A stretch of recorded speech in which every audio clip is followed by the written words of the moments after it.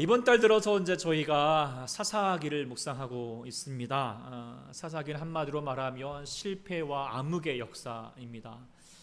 모세와 여호수아를 통하여서 출애굽하고 약속하신 가나안 땅에 들어가서 정복하였지만 여호수아가 죽은 후로는 여호와를 알지 못하는 세대가 일어나게 되었습니다. 그리고 하나님을 알지 못하니까 결국에는 자기의 소견에 옳은 대로 행하게 됩니다. 특히 하나님의 명령을 따라서 가나안 주민을 내쫓기보다는 그들과의 공존을 택하고 그리고 그들의 가나안 문화와 우상에 같이 동화되어 버리게 됩니다. 하나님의 백성으로서의 거룩성도 정체성도 다 상실되어 버리니까 가나안 족속들이 이스라엘을 이렇게 괴롭히고 압제하게 된 것이죠. 그래서 괴로움 속에서 견디다 못해 부르짖으면 하나님께서 사사를 통하여서 사사를 보내주셔서 백성을 구원합니다. 그런데 그것도 죄송합니다. 포인트를 하늘 잠시일 뿐이죠. 2장 10절, 18절과 19절 말씀 한번 읽어봤으면 좋겠습니다. 2장 18절 19절 같이 읽겠습니다. 시작. 여호와께서 그들을 위하여 사사들을 세우실 때에는 그 사사와 함께 하셨고 그 사사가 사는 동안에는 여호와께서 그들을 대적의 손에서 구원하셨으니 이는 그들이 대적에게 압박과 괴롭힘을 받아 슬피 부르짖음으로 여호와께서 뜰을 돌이키었으늘 그 사사가 죽은 후에는 그들이 돌이켜 그들의 조상들과 더욱 타락하여 다른 신들 따라 섬기며 그들에게 절하며 그들의 행위와 패역한 길을 그치지 아니하였으므로. 이 내용을 쭉 보면은 하나님께 사사들을 보내주셔서 구원해 주시고 좀 평안해져서 좀 괜찮다 하면은 이를 가지고 하나님 감사하고 섬기기보다는 다시 자기의 소견에 따라서 죄를 짓고 그래서 또 괴롭힘을 받으면 또 이제 기도하며 하나님께서 사사를 보내야 하고 이런 죄의 악순환 일들이 계속 반복되고 있는 것이 이런 사사기의 내용입니다. 근데 이 사사기의 내용을 보면 오늘날 우리의 모습임을 또 깨닫게 되지요. 우리도 세상의 문화와 또 우상에 동화되어 버릴 때가 참 많습니다. 특히 오늘날 시대에 우리 세상의 문화의 가장 중요한 가치가 무엇일까요? 그것은요, 자기 중심입니다. 내가 좋은 대로, 내가 원하는 대로 그렇게 살라라고 하는 거예요. 그것이 아주 진리인 것처럼 세상에 여겨지고 미디어나 책이나 영화를 통하여서 계속 강조되고 있죠. 이게 뭡니까 다? 바로 사사기에서 계속 말하고 있는 자기 소견에 옳은 대로라고 하는 그런 모습인 것입니다. 이런 우리의 삶이 결국 지금 사사기 이스라엘 모습과 별반 다르지 않다라고 하는 것입니다. 근데 그로 인하여서 어떻게 되었습니까? 세상 문화 따라서 살고자 하니까 자기 소견에 옳은 대로 사니까 잘 살게 되었습니까? 그러지 않습니다. 가나안 문화에 동화되어 버리니까 도리어 가나안 민족들에게 공격을 당하고 괴롭힘을 당하는 것처럼 우리가 세상의 문화에 동화되면서 세상의 괴로움 속에서 살아갈 수밖에 없게 되죠. 세상에서 주어지는 가치, 세상에서 요구하는 거 있잖아요. 끊임없이 더 비싼 거, 또 좋은 거야. 그러면서 소비하라고 세상의 요구 가운데 살다 보니까 뭘 해도 만족스럽지 않죠. 늘 피곤하고요. 늘 근심 걱정으로 살아갈 수밖에 없는 삶을 살게 됩니다. 딱 사사기잖아요. 하나님께서 오늘 우리가 이 사사기의 말씀을 묵상하게 하시는 것은 다른 이유가 아니라 이 사사기의 실패 역사를 반복하지 말라는 것일 것입니다. 그렇겠죠? 그렇다면 우리가 어떻게 하나님이 사사기의 실패 역사를 반복하지 않을 수 있을까? 두 가지를 좀 짚어보게 되면 먼저는 해야 될 것이 다음 세대의 신앙 교육이 필요하다는 것을 우리가 깨닫게 됩니다. 사사기의 실패의 근본적인 원인, 그것은 2장 10절에 나옵니다. 바로 그 후에 일어난 다음 세대가 여호와를 알지 못했고 여호와께서 이스라엘을 위해서 행하신 일도 알지 못하였다라고 하는 말이 일어나게 됩니다. 지금 전 세계적으로 기독교가 위기 가운데 있습니다. 한국도 마찬가지죠. 그것은 다음 세대가 하나님을 알지 못하기 때문입니다. 그래서 그렇게 멋지고 화려했던 유럽의 많은 교회들이 지금 유물이 되어 버렸고요. 한국도 마찬가지가 될 것 같습니다. 지금도 교회 가면은 흰머리 소녀분들께서 많이 앉아 계시잖아요. 그리고 그 세대가 떠나간 뒤는 어떻게 될까? 요즘 젊은이들이 교회 다닌다고 하면은 야 아직도 교회 다니냐? 희한하게 쳐다보는 이런 일들이 많다라고 합니다. 이러한 현상은 우리 기성세대의 잘못이 크다는 것을 우리가 생각하게 되죠. 다음 세대를 신앙으로서 키우지 못했던 것입니다. 아이들이 부모님의 신앙의 삶에 대하여서 공감을 얻지 못하였고 선한 영향력을 받지 못했던 거예요. 그러니까 나의 부모님처럼 나도 예수 믿어야지 라고 하는 마음이 안 들어요. 그래서 독립할 청년이 되고 나면 다 교회를 떠나고 신앙을 저버리게 되는 것이죠. 사랑하는 여러분들의 자녀는 어떤 것 같습니까? 우리가 정말 심각하게 고민해 봐야 할 기도 제목일 것입니다. 과연 우리 초대교회가 30년, 40년 뒤에는 어떤 모습이 될까? 우리가 좀 질문을 가져봐야 될 것입니다. 지금 우리가 코로나 때문에 교회 학교를 열지 못하고 있어서 참 많이 안타깝지만, 그런데 이 신앙교육은 사실은 교회에서 하는 것이 아닙니다. 누가 해야 될까요? 가정에서 부모가 해야 합니다. 그래서 어떤 부집사님은 날마다 우리 자녀와 함께 큐티를 한다고 합니다. 그래서 그렇게 하니까 아이에게 얻은 더 은혜가 있다, 이렇게 얘기하신 분도 있는데 참 귀한 모습인 것 같습니다. 아무튼 정말 바라고 원하건대 우리 초대교회는 지금 좋은 교회도 좋지만 더 좋은 교회는 뭐예요? 다음이 더 좋은 교회, 더 다음 세대가 부흥할 수 있는 교회, 그런 교회가 될 수 있도록 우리 모두 힘쓰고 기도하고 애쓰기를 소망합니다. 두 번째로 우리가 사사기에 실패를 거듭하지 않기 위해서 해야 될 것은 무엇인가? 그것은 교회가 사사로서의 역할을 잘 감당해야 된다라고 하는 것입니다. 사사는 각 지방마다 하나님께서 그 지방의 거룩성을 회복하기 위해서 그 이방 민족과 가나안 민족들과 싸우라고 보낸 사람이거든요. 그런 면에서 우리가 교회도 마찬가지겠죠. 교회도 무엇입니까? 하나님께서 이 시대의 사사로 세운 공동체라는 것이죠. 우리 초대교회는 이 시흥의 시화 지역을 세상 마귀의 문화에서 하나님의 거룩한 복음과 문화로 변화시키라고 주님이 세우신 줄 믿습니다. 비록 지금 우리가 코로나 또 지금 상황 속에서는 여러 가지 교회가 오해와 또 조롱을 받고 있지만, 우리 모두가 주의 선한 영향력을 끼쳐간다면, 주의 복음을 전하는 일에 힘써간다면 반드시 하나님의 마음으로 다시 하나님의 품으로 돌아오게 될 줄 믿습니다. 그래서 우리를 위해서 일을 힘써야겠지요. 그런데 교회 공동체를 뿐만 아니라 여러분이 한 사람 한 사람도 내가 사사다, 하나님의 나를 이 땅 가운데 보내신 사사다라고 하는 마음을 가져야겠습니다. 여러분의 가정에서, 여러분의 직장에서, 여러분이 있는 그곳에서 하나님께서 그 세상의 문화와 싸워서 선한 싸움을 감당하라고 보내신 사사라는 사실을 우리가 잊지 말아야 한다라고 하는 것이죠. 그래서 세상 문화에 물들지 말고 주의 말씀으로 힘써 싸워서 이겨야 됩니다. 그런데 이제 이 말을 딱 전하면 여러분들 또 어떤 분들은 아멘, 그렇죠, 하겠습니다 라고 되실 분이 일 수도 있겠지만, 또 그렇게 되지 못하는 마음도 많을 것입니다. 내 신앙 지키기도 힘든데 내가 어떻게 지금 주의를 이렇게 복음화시키겠는가라고 엄두가 안 나실 수도 있을 것 같습니다. 그런 여러분들을 위해서 오늘 말씀이 준비되어 있고 하나님 우리 가운데 전해주십니다.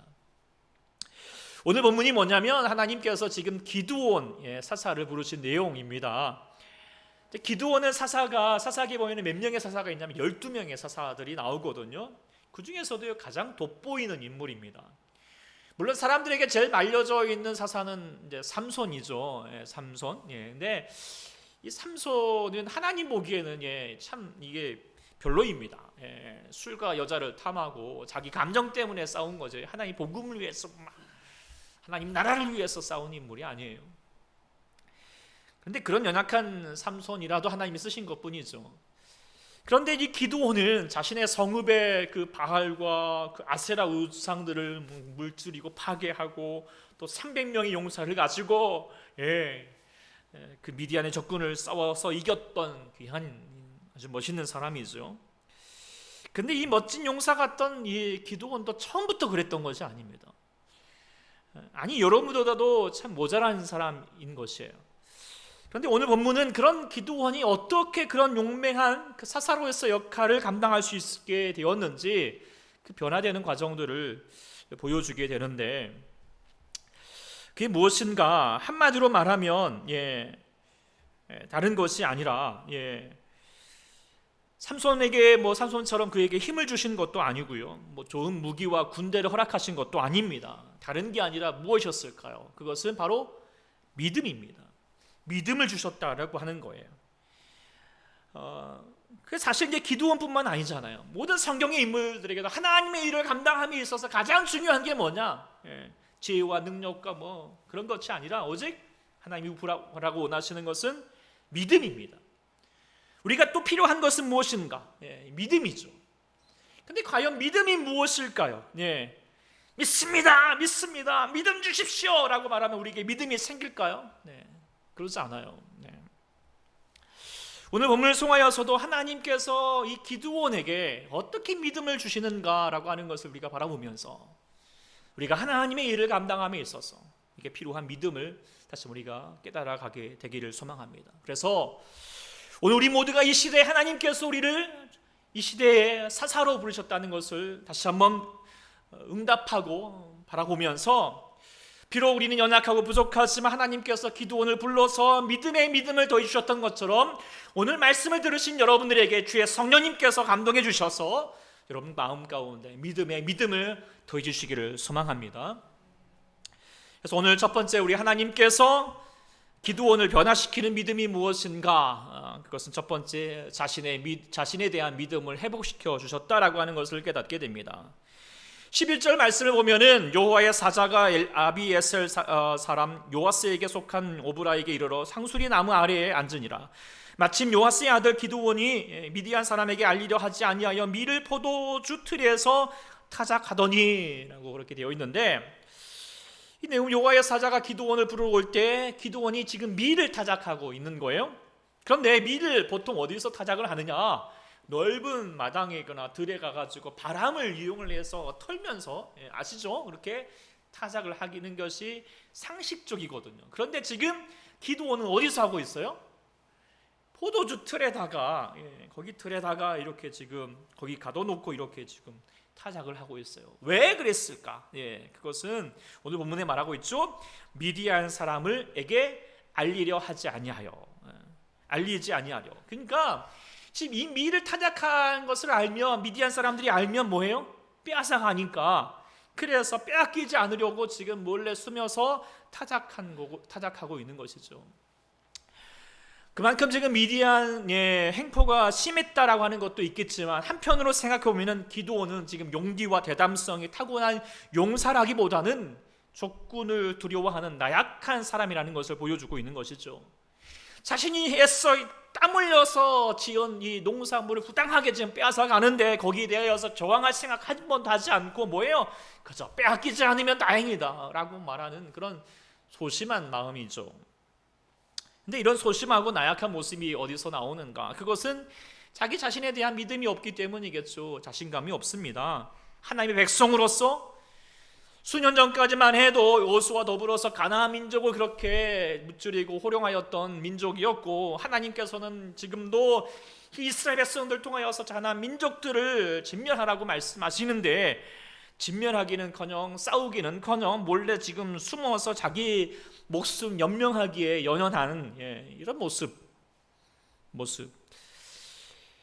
이런 기드온의 모습이 또한 우리의 모습이라는 것을 우리가 또 생각하게 됩니다. 하나님께서 우리를 예수 그리스도를 통하여서 구원하시고, 그리고 이 땅의 성도로서, 제자로서, 영적 군사로서, 또 여러분들 집사로서, 군사로서, 하나님의 종으로서 보내셨는데, 우리는 세상을 두려워하고 먹고 사는 거에 염려하고, 그래서 영적 정체성과 자신감은 온데간데 없는 모습입니다. 복음을 위해 세상을 향하여서 나아갈 생각도 하지 않고 패배주의적인 생각에 젖어듭니다. 야, 나 인생 내 하나도 감당하기 힘든데 내가 뭐 그렇지 뭐. 네. 그런 마음으로 하나님의 사명은 저 멀리 던져버리고 그저 있는 거라도 빼앗기지 않기 위해서, 그리고 또 지금은 또 교회 다니는 것도 그렇게 남 모르게 조용조용히 그렇게 다니면서 먹고 살기에만 전전긍긍하고 있는 모습이 우리가 정말 기드온과 같이 나약하고 참 소심하고 하나님 앞에서 믿음 없는 모습을 가질 때가 참 많다라고 하는 것이겠죠. 그런데 그런 나약한 기드온에게 하나님께서 찾아왔습니다. 그리고 말씀하십니다. 그리고 그 첫 단어가 대단히 충격적이죠. 뭐라고 말합니까? 큰 용사요. 큰 용사요. 지금 기드온에게 이 단어는 절대로 어울리지가 않습니다. 차라리 아이고 이 겁쟁아, 비겁한 자여, 이 쫄보여, 이렇게 말하는 것이 차라리 당연할 것 같습니다. 그런데요, 하나님은 그에게 가르쳐서 큰 용사요 라고 그렇게 말씀하시는 거예요. 도대체 하나님이 이 기드온을 왜 큰 용사라고 말했을까요? 지금 기드온이 뭐 하고 있는지도 다 뻔히 알고 계시고 지금 어떤 상황인지도 뻔히 알고 계심에도 불구하고 왜 하여튼 고의적으로 하셨겠죠. 네. 큰 용사라고 말했을까요? 놀리시는 것도 아니고 비웃는 것도 아니실 텐데 말입니다. 그것은 자신을 향한 믿음을 다시 새롭게 하기 위함이라고 묵상하게 됩니다. 야, 너 지금 그냥 믿음의 사람 무서워서 그렇게 몰래 포도주 틀에다가 밀타작하고 있는 그냥 나약한 존재가 아니야 너는, 라고 하는 것, 너는 큰 용사야 라고 하는 것을 알려주기 위함이다. 이제 이런 이야기를 들으면 우리가 흔히 잘 아는 한 이야기, 미운 오리 새끼가 생각이 나죠. 원래는 백조였는데 오리들 가운데 살다 보니까 자기가 오리인 줄 알고 아유 백조나 이렇게 부러워하고 있는 모습 속에서 깨닫게 되는 거죠. 어느 날, 야 나도 백조였구나 라고 하는 사실을 갖게 된 것처럼, 야 기드온, 야 너 큰 용사야 라고 말해주는 거. 비슷한 것 같지만 사실 전혀 다른 이야기입니다. 지금 하나님께서 기드온을 향하여서 큰 용사여 라고 말해줬던 아주 중요한 근거가 있어요. 이게 뭐죠? 그러니까 그 뒤에 뭐라고 말했죠? 같이 읽어볼래요? 여호와께서 너와 함께 계시도다.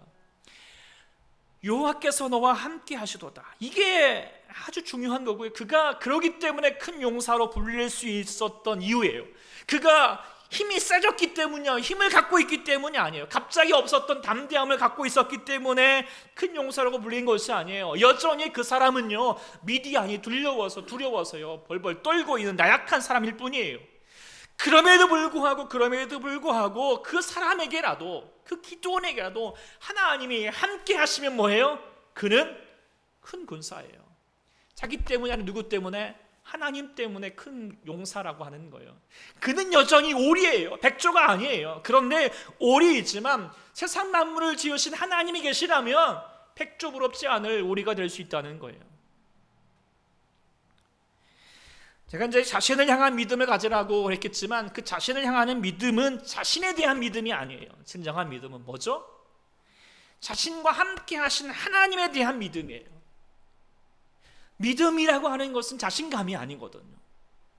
또 세상 사람이 말하는 것처럼 할 수 있어, 그래 할 수 있어, I can do 라고 말하면서 긍정적인 마인드를 갖자라고 하는 것도 믿음이 아닙니다. 늘 말씀드리지만 내게 능력 주시는 자 안에서 내가 모든 것을 할 수 있느니라 라고 말하는 말씀의 방점은 내가 모든 것을 할 수 있다라고 말하는 게 아니에요. 돌아보면 나는 할 수 없어요. 그러나요, 내게 능력 주시는 자가 계시기 때문에 그 하나님 안에 있으면 그 하나님 때문에 뭐예요? 내가 할 수 있는 존재가 된다 라고 고백하고 되고 그 믿음으로 사는 게 바로 그리스도인이라고 하는 사실 우리가 기억해야 할 것입니다. 그래서 나를 향한 믿음은 뭐예요? 나 때문이 아니라 하나님 때문에 갖게 된다 라고 하는 거예요. 하나님이 나와 함께 하시기 때문에 더 이상 나는 움츠러든 존재가 아니라 큰 용사로서 거듭나자 라고 하는 것이 바로 하나님께서 기드온에게 말씀하시는 큰 용사여 내가 너와 함께 있느니라 라고 말씀하신 내용이죠. 여러분 잘 아시는 그 내려놓음의 저자인 이용규 선교사님이 이런 이야기를 제가 들은 적이 있는데, 그분이 이제 호주에 집회를 가신 적이 있어요. 그런데 사람들이 뭐 하나님에 대한 실제적인 그 살아계심에 대해서 믿지 않고 있는 것에 대해서 분통히 여기면서 하나님의 살아계심을 보여주겠다라고, 그러면서 오늘 집회에 병 고치신 병 드신 분 나오십시오. 그래서 치유 집회를 선포했어요. 그런데 막상 선포하고 나니까 덜통 겁이 난 거예요. 뭔가 정말 병이 혹시 이러다 안 나오면 어떡하지? 본인이 이제 이런 사역들을 별로 안 해보셨으니까. 그리고 또 뭔가 이렇게 기도하는데 뭔가 손이 짜릿짜릿해지고 그런 것도 안 생기고 뭐, 그러니까 이제 겁이 난 거죠. 그래가지고 아유 안 되겠다, 그냥 평소처럼 말씀만 전하고 내려와야겠다라고 그렇게 마음 먹고 했는데, 근데 막 말씀이 끝나게 되니까 막 사람들이 병 고치고자 하는 사람들이 막 나오는 거예요. 그럼 가운데에서 다시 하나님께 기도하면서 자기 자신을 돌아보게 된 거예요. 야, 사람들에게 믿음 없다 말했지만 정작 믿음 없는 사람은 바로 자기 자신이라는 거예요. 근데 내가 왜 지금 믿음 없어졌지? 돌아보니까 관심의 방향이 달라졌던 거예요. 처음에는 하나님 걱정했는데 지금 누구 걱정하고 있어요? 자기 걱정하고 있던 거예요. 사람들에게 지금 어떻게 사람들이 나를 어떻게 볼 것인가에 대한 걱정에 사로잡혀 버린 것이죠. 그래서 믿음이 사라져버린 거예요. 그 순간 자신에 대한 걱정은 온전히 내려놓고 어찌되든 상관없다, 그러나 하나님의 마음으로, 저 영혼을 향한 하나님의 마음을 다시 한번 돌아보면서 그렇게 기도하기 시작을 했대요. 그리고 어떻게 되었을까요? 기대대로 그렇게 되었습니다. 중요한 건 뭐예요? 관심의 방향이 누구한테 있느냐는 거예요. 나를 향하는 걱정이 아니라 누구예요? 하나님을 바라볼 수 있는 믿음이 열리면, 그 눈이 열리면 그때 우리를 향하신 우리의 마음에 하나님을 향하는 믿음으로 거듭나게 된다는 것이죠. 지금 기도원도 마찬가지예요. 오직 자기 걱정이거든요. 자기 관심뿐이에요. 그러니까 주어진 환경에 억눌려서 나약하고 전전긍긍한 패배자의 삶을 살고 있지요. 그러나 하나님은 말씀하십니다. 하나님이 너와 함께 하신다. 그러니 미디안 쳐다보지 말고, 그로 자신 걱정하지 말고 하나님 바라보면서 하나님에 대한 믿음을 가지라는 거예요. 그런 믿음이 자신을 큰 용사로 회복하게 할 것이다 라고 그렇게 말씀해 주고 계십니다. 오늘 저와 여러분들이 이 하나님의 말씀에 귀를 기울여야 하겠습니다. 우리도 많은 경우에 나의 삶을 나의 힘으로 사는 것처럼 착각할 때가 많습니다. 그러니까 힘들고 어렵고 외롭죠. 내 인생 왜 이러나 원만과 낙심이 될 때가 많습니다. 주위에서 힘내라 말할지라도 그럴 때마다 항변하고 싶잖아요. 누구는 힘내고 싶지 않아서 내가 이렇게 사느냐, 힘이 없으니까 이러고 살지. 그러나 우리는 이때에 믿음을 가져야 됩니다. 다시 하나님 말씀을 들어야 됩니다. 큰 용사여 여호와께서 너와 함께 계시도다. 이 말씀에 우리가 여러분들 응답하십시오. 그러면서 우리가 말하는 거예요. 그렇지요, 나는 연약하고 힘이 없지만 내게 힘을 주시는 하나님이 여전히 계시다는 사실, 내 인생 누구도 도와줄 수 없는 외로운 생각 같을지라도 믿음의 눈을 불면 우리 하나님은 여전히 나와 함께하고 계시구나 라는 사실을 가지고, 그래, 나는 큰 용사야, 나는 주 안에서 모든 것을 할 수 있는 사람이야 라고 그렇게 다시 한번 자신을 새롭게 함으로 일어서는 역사가 일어날 수 있기를 간절히 축원합니다. 아멘. 두 번째, 하나님께서 기드온을 변화시켰던 믿음은 무엇인가? 바로 하나님에 대한 믿음을 회복시켰다는 사실입니다. 기드온이 하나님의 사자가 여호와께서 너와 함께 하신다라고 하는 말에 14절에 기드온이 13절에 보면 뭐라고 이제 이렇게 항변을 하는가? 뭐라고 말합니까? 오 나의 주 여호와께서 함께 계시면 어찌하여 이 모든 일이 우리에게 일어났나이까? 또 우리 조상들이 일찍이 우리에게 이르기를 여호와께서 우리를 애굽에서 올라가게 하신 것이 아니냐 한 그 모든 이적이 어디 있나이까? 이제 여호와께서 우리를 버리사 미디안의 손에 우리를 넘겨주셨나이다 하니. 자, 이 말이 무엇입니까? 야, 그래, 하나님이 함께 계시다라고 말씀하셨는데 지금 돌아보니까 자기들이 지금 미디안 사람들에게 지금 압제를 받는 동안에 하나님 뭐 하셨나는 거예요. 하나님 과연 함께 하셨느냐라고 그렇게 되묻고 싶은 거예요. 그 옛날 출애굽할 때는 뭐 홍해를 가르기도 하고 뭐 막 만나와 밀추라기를 쏟아주셨다 하는데, 근데 그런 기적의 하나님은 도대체 지금 어디 계시냐고, 우리를 저버리신 거야 아니냐고 원망하고 탄식하고 따져 묻고 있죠. 이런 원망이 어디서 나왔을까요? 기드온이 하나님에 대한 믿음이 없는 것이겠죠. 그런데요, 믿음이 없는 게 아니에요. 하나님에 대한 믿음이 있긴 있어요. 그릇된 믿음인데요, 하나님이 어떻게 해야 된다라고 하는 믿음이죠. 무조건 하나님은 내 편이어야 되고요, 자기 편이어야 되고요, 하나님은 기적과 기설을, 놀라운 일을 행하는 분이어야 된다라고 하는 믿음을 가지고 있어요. 그러면서 자기 믿음대로 되지 않으면, 자기 뜻대로 되지 않으면 뭐예요? 하나님이 안 계시다라고 그렇게 말하고 있는 거잖아요. 또 이 기드온의 믿음이 바로 또 우리 많은 그리스도인들의 믿음이 될 때가 참 많잖아요. 그래서 우스갯소리로 올림픽이 열릴 때 제일 난감한 분이 바로 우리 하나님이시잖아요. 다들 뭐 자기 선수 이기게 달라고 기도하니까. 그러고 나면은 그러면 마치 이긴 편은 하나님 편이고 그럼 진 편은 마귀 자식 편일까요? 아니잖아요.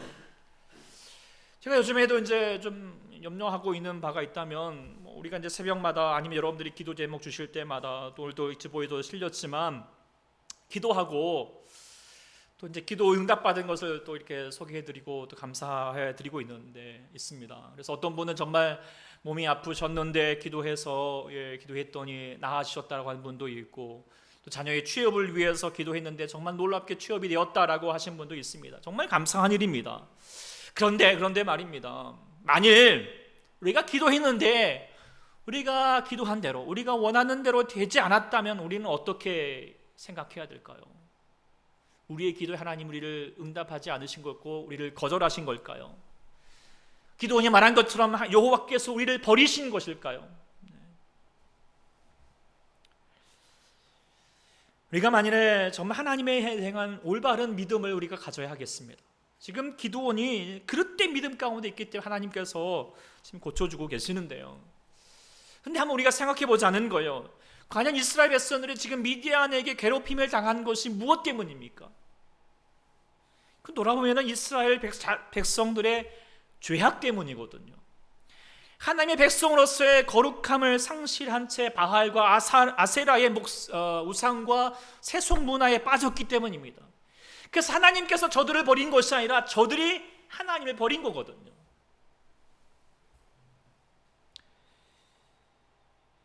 기드온이 만일 하나님에 대한 올바른 믿음을 가졌다면 원망하기 전에 뭐 해야 될까요? 자신과 민족의 죄에 대해서 회개하는 것이 먼저였을 것입니다. 그리고 사실 이게 하나님에 대한 진정한 믿음을 가진 자의 모습이거든요. 하나님에 대한 진정한 믿음은 내가 바라는 대로 될 줄 믿습니다라고 하는 믿음이 아닙니다. 하나님에 대한 진정한 믿음은 하나님의 크고 놀라운 두려우신 그 하나님을 알게 되어서 하나님 뜻대로 살지 못한 자신의 죄악을 깨닫고 그 앞에서 엎드리는 것이 진정한 믿음이거든요. 그래서 하나님을 제대로 믿는 자는요, 이 말밖에 할 수가 없어요. 같이 따라해 볼래요? 나는 죄인입니다. 나는 죄인입니다라고 고백할 수밖에 없고요. 그리고 또 고백하는 게 뭐예요? 그럼에도 불구하고, 다시 한번 같이요. 그럼에도 불구하고 날 사랑하시니 감사합니다. 이 고백밖에 할 수가 없어요. 하나님에 대한 진정한 믿음을 가진 자라면 이 고백밖에 들을 수밖에 없다는 거예요. 본문을 보면은 지금 기드온이 하나님을 잘못된 그 믿음을 가지고 원망하고 있을 때 하나님께서 다시 그에게 다시 대꾸하면서 말하지 않아요. 설명하지 않거든요. 따지지 않아요. 그저 뒤에 보면은 이스라엘의 백성, 기드온을 통한 이스라엘 백성들의 구원만 얘기하고 있어요. 왜 그러셨을까? 그것은요, 설명한다고 할 수 없거든요. 설명하고자 해도요, 믿음이 없으면요, 그 설명을 받아들이기보다는 더 따져들거든. 우리가 자녀들 이제 키우면 알잖아요. 자녀에 대한 올바른 믿음이 안 생기면은요, 아무리 잘못을 얘기해 지적을 해줘도요, 받아들이지 않아요. 그래서 하나님도요, 설명하지 않습니다. 그것을 앞으로 행할 바만 말씀하시는 거예요. 왜 그러셨을까요? 하나님에 대한 믿음은 지식으로 얻을 수 있는 게 아니거든요. 하나님 안에 살다 보면은 자연스럽게 믿어지는 거예요. 믿음은요, 믿습니다 해서 얻어지는 것도 아니고, 믿음에 대한 것이 무엇일까 지식적으로 얻어서 되는 것도 아니라며요, 믿어지게 하신 하나님의 역사 속에서 믿어지는 거예요. 믿어지는 거예요. 마치 우리가 부부가 지식으로서 믿음을 쌓는 것도 아니고요. 믿습니다, 믿어주세요라고 말한다고 믿음이 생기는 것이 아니라 어떻게 해요? 살다 보면은 그 삶의 경험을 통하여 서로 믿음이 생기는 것이잖아요.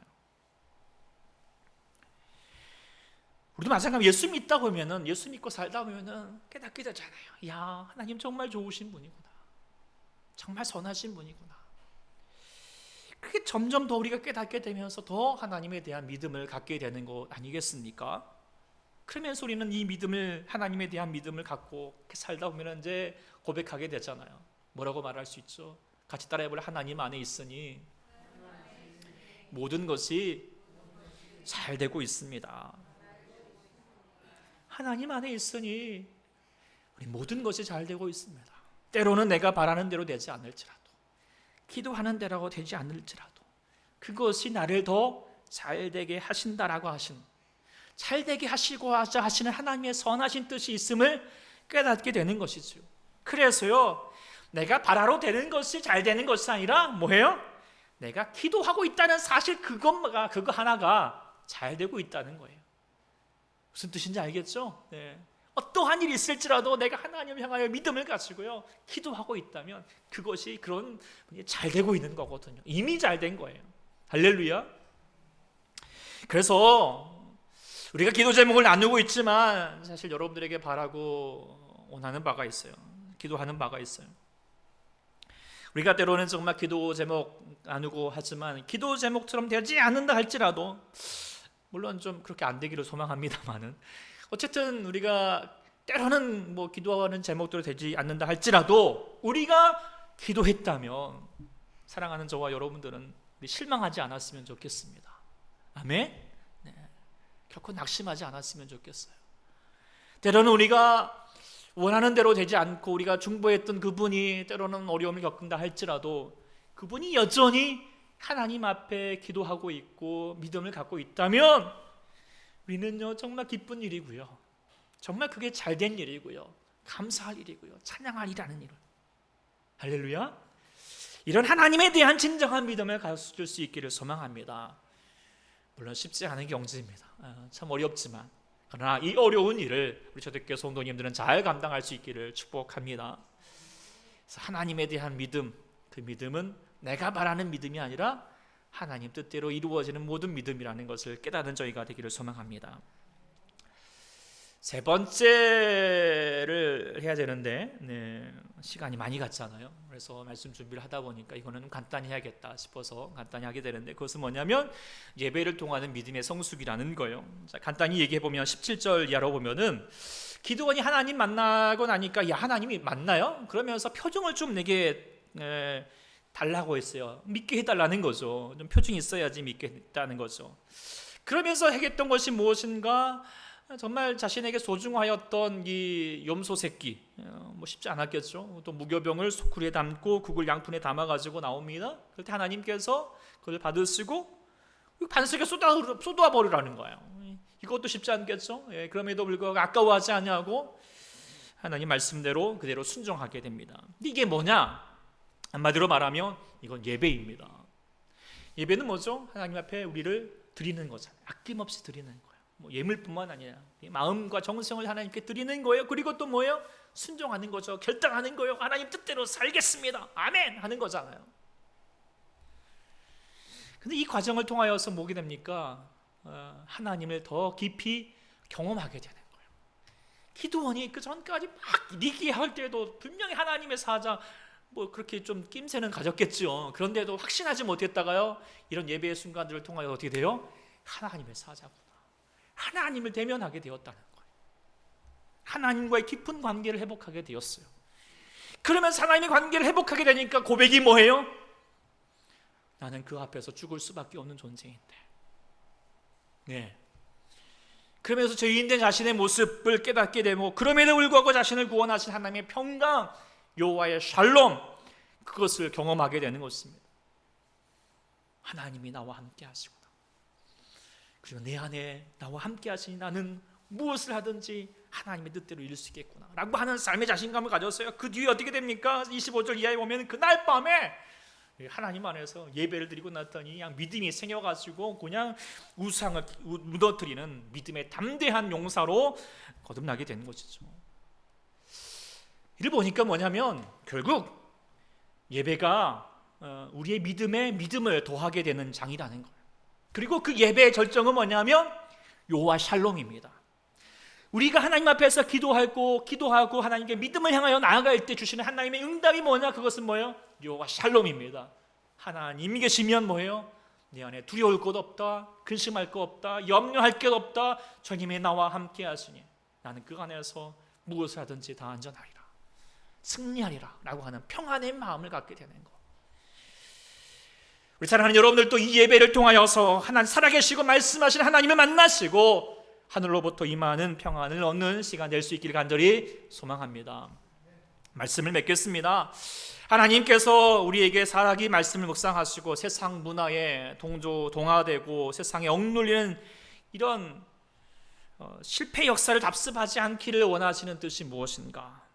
그것은 바로 무엇보다도 나를 하나님께서 이 땅 가운데 지금 이곳에 우리 가정에 우리 직장에 하나님의 사사로서 부르신 하나님의 뜻이 있다라고 하는 것, 그것을 응답해야 할 줄 믿습니다.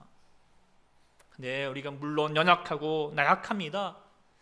기드온처럼 부족할지라도 우리는 하나님께서 기드온에게 믿음을 주셨던 것처럼 우리에게도 나는 비록 믿을 수는 없는 존재이지만 나와 함께 하시는 하나님을 믿고, 때로는 하나님의 뜻을 다 이해하지 못할지라도 주님 앞에서 죄인이지만 사용하실 하나님의 은혜에 감사하면서 예배를 통하여서 하나님을 만나고 하나님의 샬롬의 은혜를 얻는 우리 모두가 될 수 있기를, 그런 믿음의 용사가 될 수 있기를 간절히 축원합니다.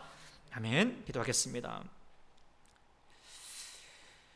살아계신 주 하나님 아버지, 하나님께서 저희들 이 땅 가운데서 주님의 사사로 부르시고 주님의 빛과 소금으로 우리를 다시 한번 우리 가운데 말씀하시고 우리를 다시 한번 기대하신 주님, 그러나 우리는 그 앞에서 우리는 너무나도 나약한 존재이고 우리가 너무나도 믿음이 부족하였음을 주님 앞에 고백하게 됩니다.